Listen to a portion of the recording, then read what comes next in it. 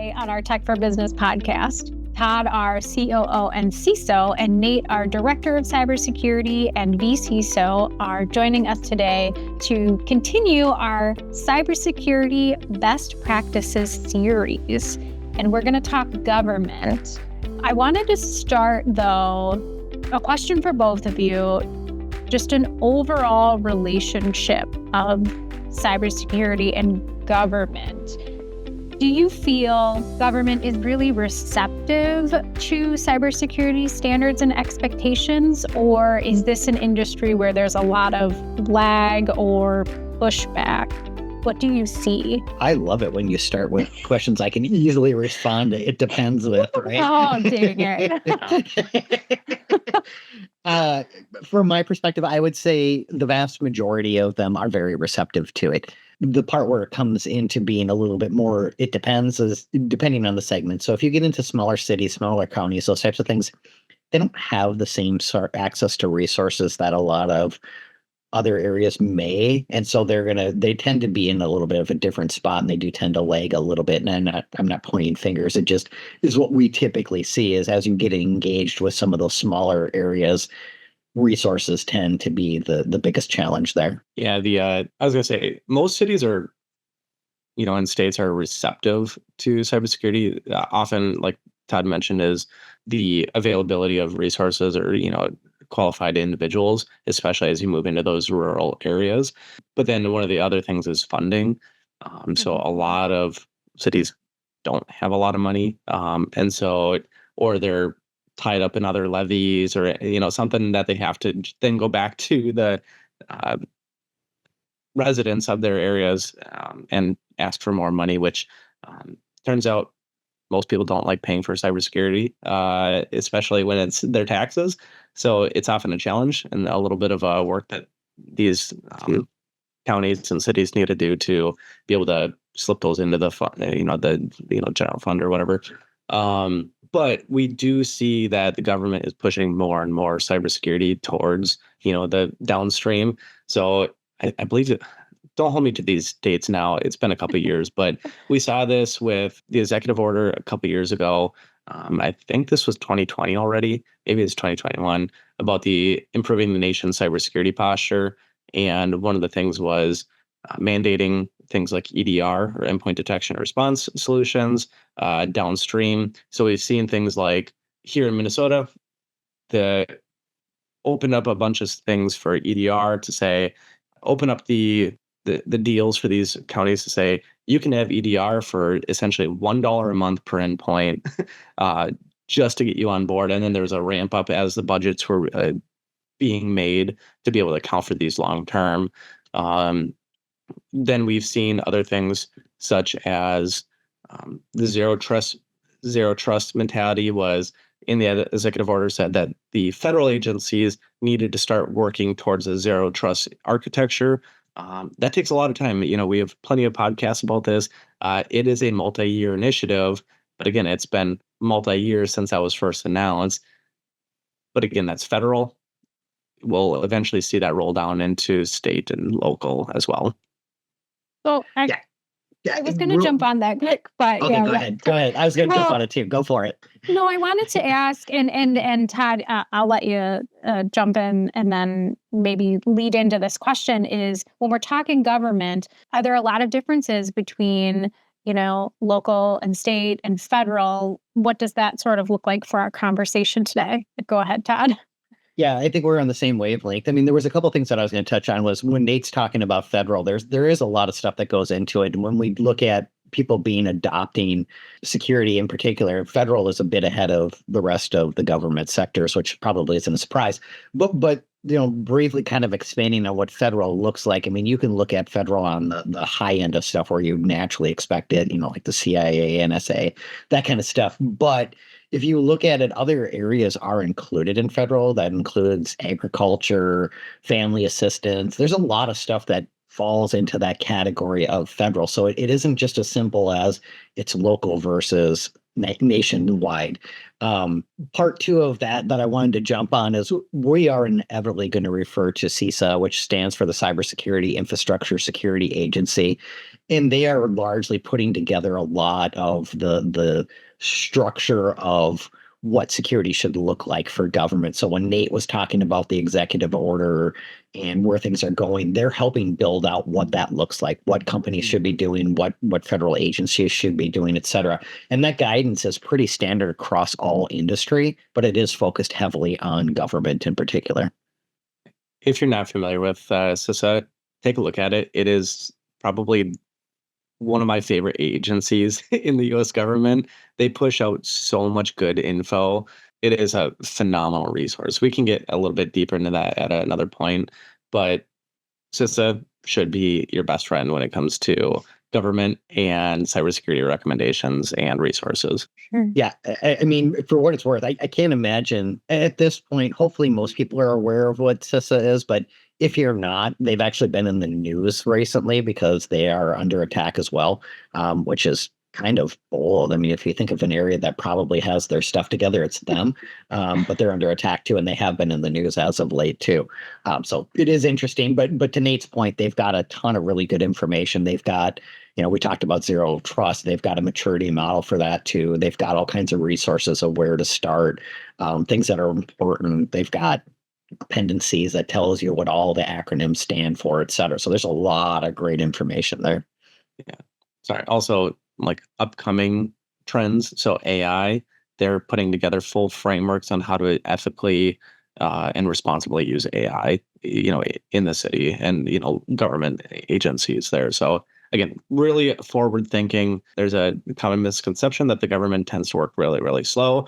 This is one of the faster agencies when it comes to cybersecurity. So we've done this series of cybersecurity best practices. And I think I kind of always ask what is unique to this industry. And again, government is such a big overarching thing when we talk about like city and state and local and all these different pieces. So I don't know if you want to go deep into each of those or just want to talk generally, but what are some unique challenges that government sees?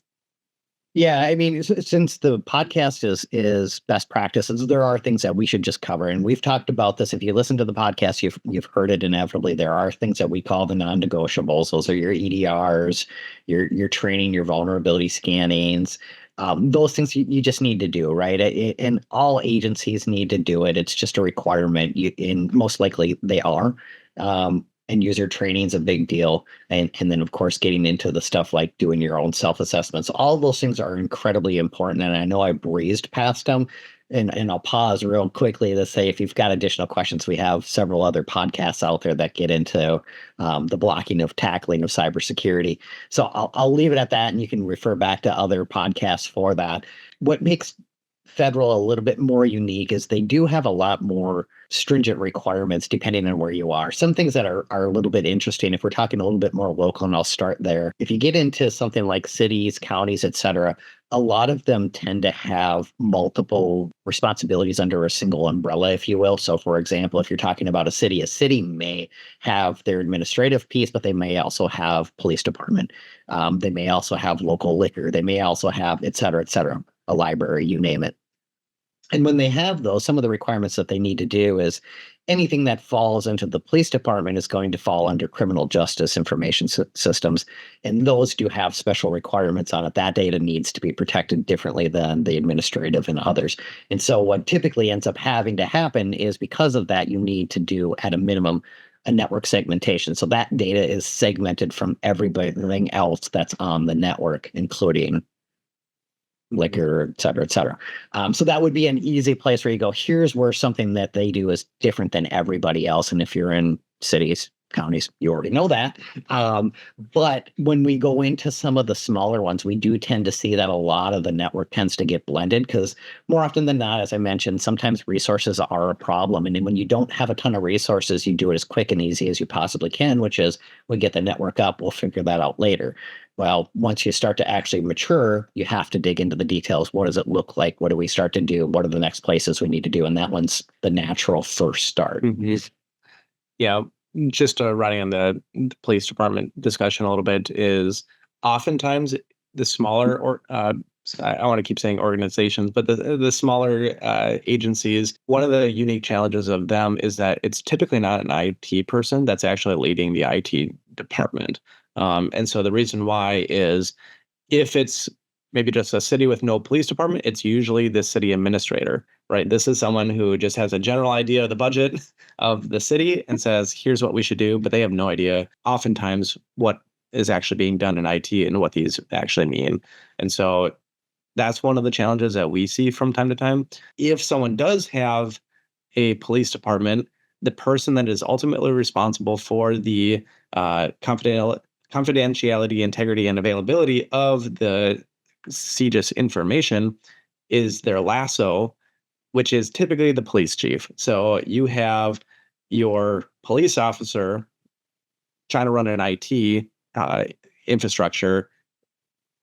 They should be focused on more on the actual people aspect out on the streets rather than an IT infrastructure. So that's a big challenge that a lot of cities will face. So kind of to Todd's point is the smaller you get, the more blended we see these networks, which poses a very, very unique challenge because as these agencies are also trying to work with IT providers, you need to ensure that your IT provider is, on your BCA vetted list that has been doing their due diligence. The techs have all their fingerprints and background checks done. Selfish plug, CIT does that, and we do it really, really well. But we do see cities still periodically working with IT providers that are not on that list.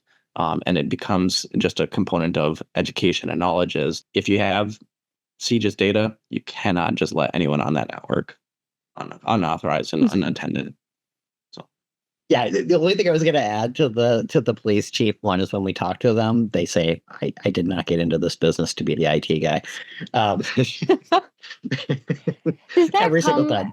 Does that come from funding? I mean, how do people who are maybe not qualified to be an IT admin end up in those positions? Just funding, or why is this structured that way? Responsibility of who needs to protect the data. Again, they are the designated lasso, which is, again, the person ultimately responsible for it.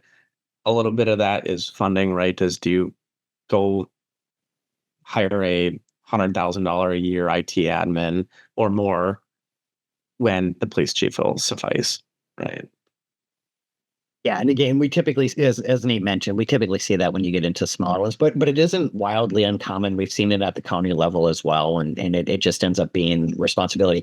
For what it's worth, it's not completely out of the question. If you're talking in a typical business, just for people for reference, more often than not, a lot of IT responsibilities bubbles up to the CFO level, and most CFOs, if you talk about it, they'll tell you, I'm not an IT guy. I have a team for that, but they still have the responsibility for it. So this does kind of mirror that to some degree, but where CJIS is unique is it does have the criminal justice information on there, and it is private.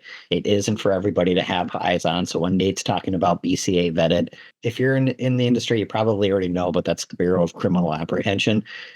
That those companies like CIT need to go through that vetting to make sure that they know how to handle the data as well. So there's a lot that goes into it. Is the data encrypted? Is it your eyes only? Who can view it? What happens when it's on a laptop inside of a PD card? Those kinds of things. There's a lot of nuance that goes in with that as well. As we grow into larger organizations and you start to get onto more of the federal, there's something out there called FedRAMP. And off the top of my head, I couldn't tell you exactly what it stands for, other than Fed is obviously federal. And then I could probably come up with the acronym here in a moment, unless Nate knows it off the top of his head. Let me look at Google real quick. So it's basically the vetting process of vendors. So the intent there, and I'll let Todd go a little bit deeper into it, is rather than every agency having to vet out the similar solution, a company goes through one FedRAMP vetting process. They spend millions of dollars doing so. Once it's on that list, you can just trust that it's already been vetted. So my Google machine says it's Federal Risk and Authorization Management Program. FedRAMP. Racing to get the answer. Yeah, there's way too many acronyms in this industry. Yeah, so to kind of expand on what Nate's talking about is he covered it extremely well on a broad level. Digging into it a little bit more, there are very strict security requirements that are out there. And what FedRAMP is it's basically the seal of approval that says, yes, you're doing all of the things. And it gets very, very robust to the point where you're talking about specific hardware that they've done the testing on it. There's I'm getting into another acronym and I couldn't tell you what this one is either, but it's FIPS, and FIPS has the specific requirements that hardware needs to do. For example, I saw an article, and I'll have to see if I can find it so we can add it to the podcast, where there was a mention that there was cranes in the harbor, and they were coming. The manufacturer was in China, and those cranes had cameras on them, and they had no idea why the cameras were on those. Those would not qualify for FedRAMP, and they would not be FIPS certified. Those are the kinds of levels of security we're talking about. So when you're looking at it, you are going to see, if you're in that area, you are going to be looking for tools on it. Companies like CIT, we're going to go through the process of helping you figure out what's FedRAMP compliant, what's not. There's a lot of tools out there that are. There's a lot of EDR tools that are.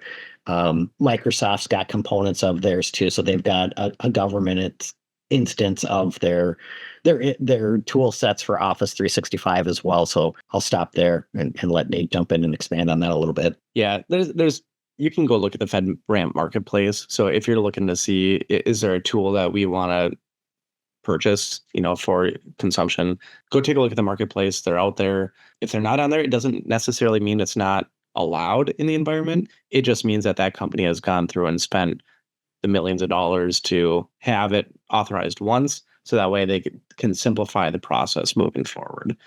So oftentimes you'll see a lot of things where we're compliant with the requirements, but we just haven't been authorized quite yet. So that's probably the number one question I get a lot of the times is, well, can I actually use this software if it's not in the marketplace? Yes. You just have to do a little extra vendor due diligence on it. Yeah, I mean, ultimately, the goal of FedRAMP is really designed to kind of help streamline the process of adoption of tools. So it's really not designed to be this hurdle that agencies, I did it too, agencies have to overcome. It's really designed to say, hey, if I've got the seal approval, I know I'm good to go. I don't have to do a ton of additional due diligence. And Nate's referencing, I typically refer to it as a compensating control. You're doing all the things under the umbrella of, yes, we are being compliant with what the rules are telling us to do. We just may not have the authorization.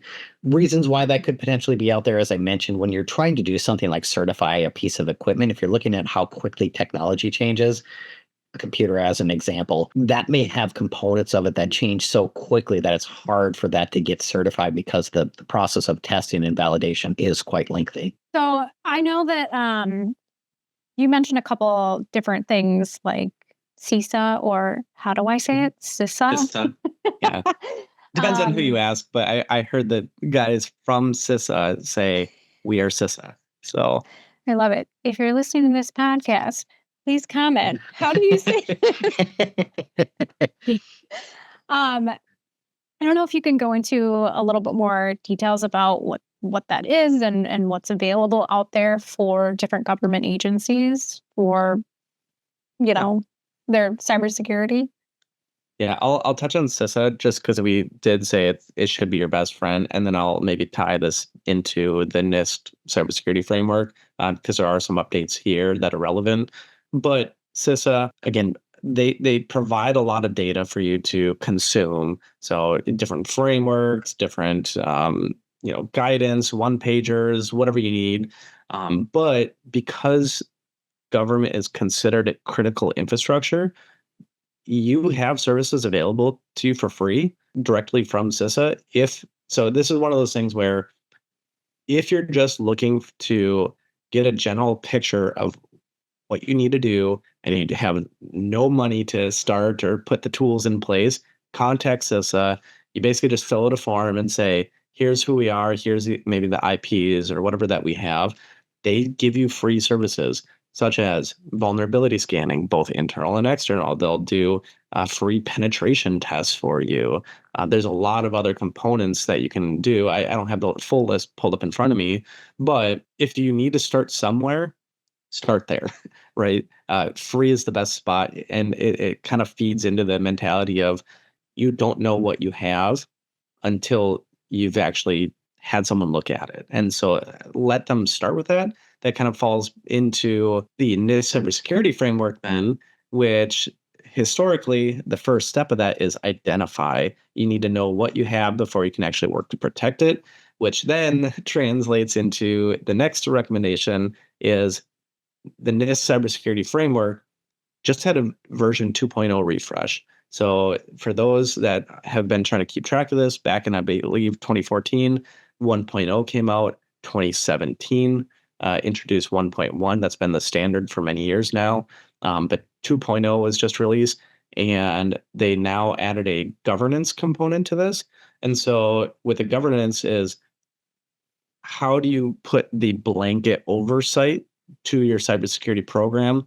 One of the things that we've addressed in this is governance is actually typically lacking in these small agencies, right? It's the police chief, it's the city administrator, people that don't have the bigger picture of IT and how it plays into the security of their agencies. So two really big things is governance is a new section that's added right at the start, is providing that oversight. And then the other thing that they've added in is actual implementation examples of this. So in the past, you had to make up what it looked like to be able to implement some of these controls. They give you very specific examples of, you could do this, you could do this, you could do this. So between CSF 2.0 and CISA, that's where I would probably start if you haven't started yet. Yeah, I agree with everything Nate just said. I wanted to kind of highlight so much that CISA does. I mean, they are kind of the core. We look to CISA and go, what's going on? What's new? What are the things that we should be paying attention to as well? They provide everything from the grassroots level of Cybersecurity Awareness Month. They put out information there. If you Google CISA best practices, they'll come up with their list. They've got a top 4 too. If I remember off the top of my head, it's turn on MFA, it's end user training, use strong passwords, and then I don't remember the third one. Think before you click or something like that. But anyways, point being is, to Nate's comment of, it is very, very specific. It is. And a lot of places where people struggle is, how do I get specific? Where do I start? What are the things you do? And if I can boil it down to do these 4 things, that sure helps you get started, right? Yeah. The one other thing that I think is a little more relevant to CISA as well. Sorry, we're just going to keep touting them. It's like it's like when you meet a celebrity or something. It's just like, this is the talking point of the month or whatever. So Yeah. last week I met a famous YouTuber, so I could go on about that one. But Mr. Beast? No, it was the next highest subscriber, Mark Rober. He was at the Threat Locker conference. But for CISA, one of the things there is they publish known or exploits that are known to be exploited, or vulnerabilities that are known to be exploited. And the expectation of the governments is, if something shows up on CISA's known exploited vulnerability list, you have to patch it. So if you're not subscribed to that list, subscribe, because they're the ones saying, we see this actively being exploited, do something about it. It's not overwhelming, but they are highly impactful vulnerabilities that could bring down a network. I'll link some of these resources in the description, so check that out. As we kind of wrap up, and feel free to go into anything else that you feel like we didn't get a chance to cover, but kind of my closing question is, the other day we were talking about, you don't know what you don't know. It's going to be Todd's next famous phrase. Where are the blind spots that you think government cybersecurity has? What do you think that they are missing and don't know it? Well, hopefully most people are starting to have some insights onto things that they didn't know, because they've paid attention to this podcast, and some of the things that they don't know, we've covered them, right? I mean, like I said, the network segmentation, it really shouldn't be an aha, but it does tend to be when we first start engaging with them. But some of the next things that I see kind of being, I don't know how to deal with that, as Nate covered a lot of stuff, is having the blind spot of not knowing that these resources are available to you is something that we can remedy pretty darn quick. Next up, I think you're going to start to see a fairly large trend on software as a service tools out there. So knowing what you have in the inventory, Nate mentioned this too, is if you don't know what you have, you can't protect it. And unfortunately, the way that the world of software as a service is a lot of it is just kind of happening in the background, and most people aren't necessarily aware of it. And in a lot of cases, they may not have any control in place for it. So a great example of that might be something as simple as having access to Gmail in the workplace. Doesn't seem like a big deal, but if you didn't go through the process of approving it, you probably don't have anything in place that could potentially protect you from any threats that come with it. And that kind of goes across the board for any kind of tools out there. If you've got the internet really has become a platform for applications. That was kind of what this is a little bit of a throwback. That's what Web 2.0 ended up being, was a platform to run all these applications on. So that's Microsoft, that's Google, you name it, it's out there. And if you can't take an inventory of the tools that your employees are using, you have a blind spot.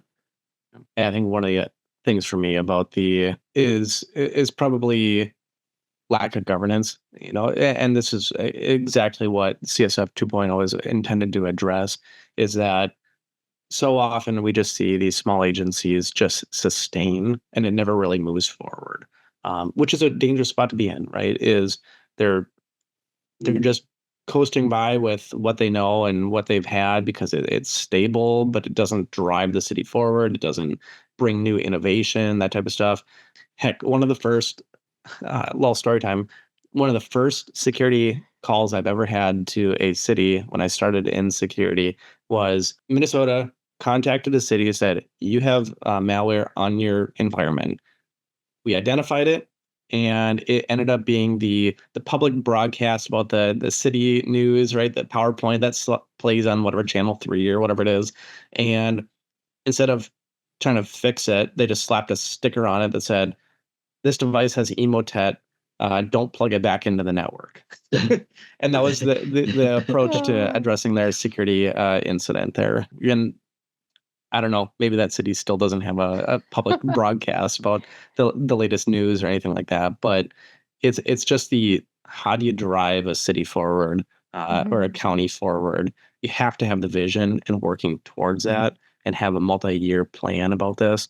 Two really big, if you listen to any of our other podcasts, Zero Trust, all that type of stuff, it's multi-year plans, and you have to do that. Otherwise, you'll never hit them. For sure. I think we talk a lot about industries wanting a quick fix, and it is that long-term planning. It is thinking ahead. It's planning out your budget and your staff and your tools. So thank you so much, Todd and Nate, for joining us today. If you enjoyed this podcast, please like and subscribe. If you have a question or a topic you'd like us to discuss, please reach out to us at info@cit-net.com or head out to our website, cit-net.com/podcast, and we'll be back next week with an all-new episode.